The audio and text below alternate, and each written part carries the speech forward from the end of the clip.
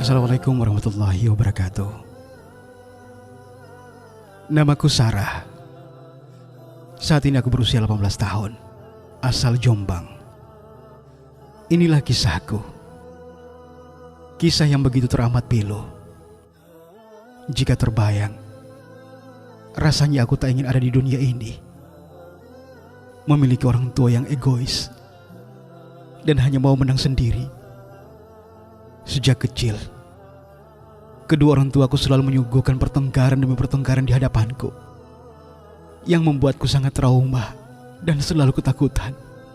Aku juga bingung bagaimana bisa awal mereka bisa saling jatuh cinta dan akhirnya menikah. Ayahku tukang selingkuh, sementara ibuku juga tidak mau kalah egonya. Mungkin ini aib keluargaku, tetapi aku berharap tidak ada lagi orang tua egois di muka bumi ini. Di usiaku 6 tahun, aku masih merekam pertengkaran demi pertengkaran mereka. Sikap ayah yang temperamen dan suka mabuk membuat ibu kehilangan kesabaran, sehingga ibu melampiaskannya dengan menghadirkan orang ketiga. Aku merekam semuanya, karena jika ayah tidak ada di rumah, ibu pun pergi dari rumah dijemput dan diantar oleh laki-laki. Sementara aku ditinggal begitu saja, kadang dititipin ke tetangga. Saat itu aku belum bisa memprotes, tetapi alam sadarku merekam semuanya. Hingga usiaku menginjak 10 tahun, terjadi pertengkaran hebat yang hampir merenggut nyawa ibuku, karena ia ketahuan selingkuh. Dasar istri gak ada akhlak, suami gak ada di rumah dia juga keluyuran ngelacur entah kemana. Kau pikir aku gak tahu tentang perselingkuhanmu? Ujar ayahku kala itu.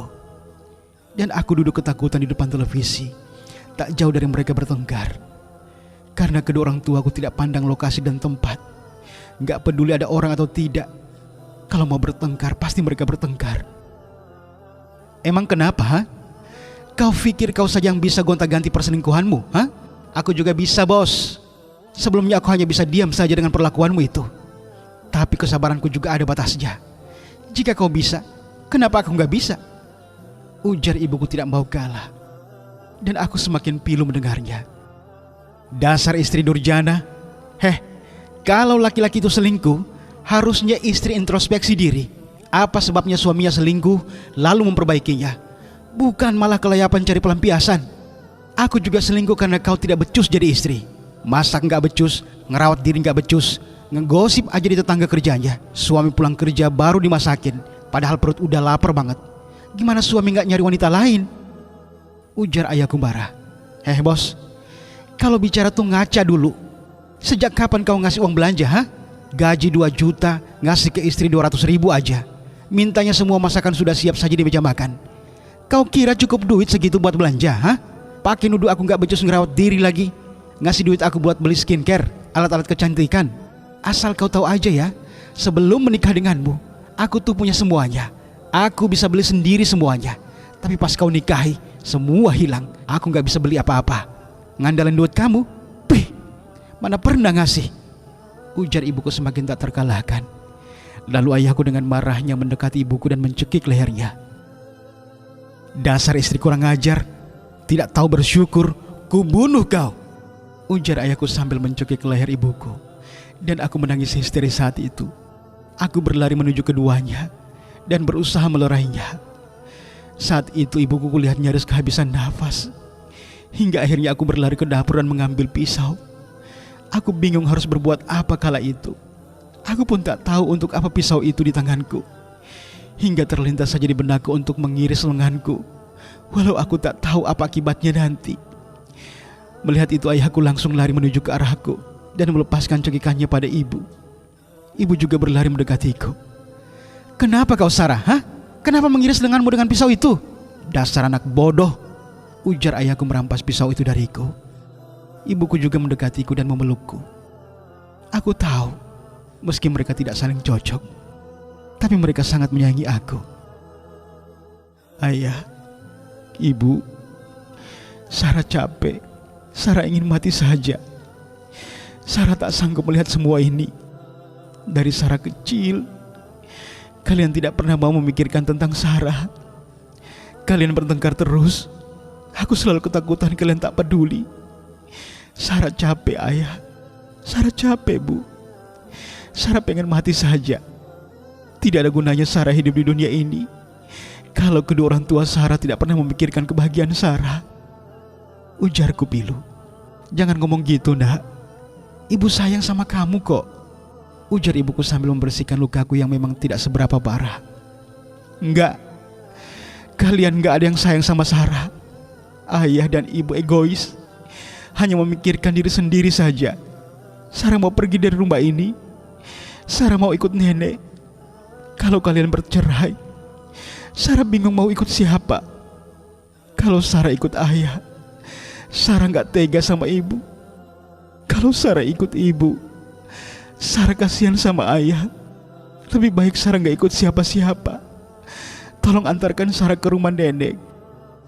Biar hidup susah, yang penting hati Sarah tenang. Tidak ketakutan setiap mendengar pertengkaran kalian. Ujarku masih dalam tangis. Ayahku tiba-tiba saja memeluk aku. Maafin ayah, Sarah. Maafin ayah. Ayah janji akan berubah. Ujar ayah sambil memelukku juga. Janji apa, ayah? Ayah berulang-ulang kali ku dengar janji sama ibu untuk perbaiki diri. Tapi mana buktinya? Begitu juga ibu. Kalian sama. Sama-sama egois. Gak pernah mau memikirkan Sarah. Ujarku sambil berlari ke arah luar. Kedua orang tuaku mengejarku. Namun aku berusaha berlari sekuat tenagaku agar tak terkejar oleh mereka. Aku bersembunyi di balik tembok rumahnya Om Rojak, tetangga kami. Ku dengar suara ayah dan ibu memanggil-manggil aku. Dan aku tak peduli. Aku kalut saat itu. Hingga saat suasana kurasa cukup aman, aku kembali teruskan perjalananku. Saat ada mobil-mobil pick up lewat, aku meminta tumpangan pada mereka. Kadang ada mobil yang berhenti, kadang ada juga yang cuek. Saat itu aku tidak tahu mau kemana. Yang aku tahu aku harus pergi sejauh-jauhnya dari rumahku. Bayang-bayang pertengkaran dan keegoisan kedua orang tuaku terus tergambar dalam benakku. Aku sakit, kecewa dan malu. Andai disuruh memilih, rasanya aku tidak ingin dilahirkan ke dunia ini. Sehingga akhirnya aku bertemu dengan seorang ibu yang baik hati. Namanya Bu Rinda. Ia menemukan aku sedang terbaring lemas di bawah pohon mangga yang tidak jauh dari rumahnya. Ia mengajakku ke rumahnya yang begitu sederhana. Ternyata beliau juga tinggal sebatang kara. Suaminya sudah meninggal 7 tahun silam. Sementara anak-anaknya merantau ke Jakarta dan juga ke Ternate. Saat beliau menanyakan namaku, aku mengganti namaku agar tidak tersiar sampai kemana-mana kalau aku tinggal bersamanya. Aku juga berbohong kepada beliau tentang identitasku. Aku sampaikan ke beliau kalau aku hidup sebatang kara saat itu dan gak punya siapa-siapa, serta gak punya tempat tinggal. Semua itu aku lakukan agar Bu Rina tidak mengantarku kembali ke rumah orang tuaku. Aku lelah dengan semua itu. Jujur tadinya aku ingin ke rumah nenek, tapi pasti kedua orang tuaku akan mencariku sampai ke sana. Kala itu aku benar-benar marah pada keduanya. Marah karena mereka hanya memikirkan egonya sendiri-sendiri. Dan dengan kebaikan hati Ibu Rina, aku tinggal bersama beliau. Dan lambat laun dengan bergulirnya waktu, akhirnya aku bisa berdamai dengan keadaan dan memaafkan kedua orang tuaku. Di saat usiaku menginjak 16 tahun, aku jujur dan terbuka pada Bu Rina tentang jati diriku. Aku menceritakan semuanya pada beliau, dan beliau begitu terharu mendengarnya. Hingga beliau berinisiatif untuk mengantar aku pulang ke rumah. Namun seperti yang sudah kuduga sebelumnya, ternyata ayah dan ibu sudah bercerai, dan keduanya sudah punya keluarga baru masing-masing, serta sudah punya anak dari pasangan masing-masing. Aku turut bahagia mendengarnya. Ayah dan ibuku juga sangat terharu ketika tahu aku masih sehat-sehat dan sudah besar. Mereka juga mengucapkan terima kasih pada Bu Rinda karena sudah bersedia merawat aku hingga sebesar itu. Kepada ayah dan ibu aku meminta izin untuk tetap tinggal bersama Ibu Rinda. Oh ya, aku lupa. Selama bersama Ibu Rinda, aku disekolahkan oleh beliau. Meski agak terlambat mengejar ketertinggalan. Dan yang menuliskan kisahku ini adalah sahabatku Wati, ponakan Bu Rinda. yang usianya setahun lebih tua dari aku. Demikian kisahku. Semoga bermanfaat dan tidak ada lagi anak-anak seperti aku yang menjadi korban keegoisan kedua orang tuanya. Assalamualaikum warahmatullahi wabarakatuh.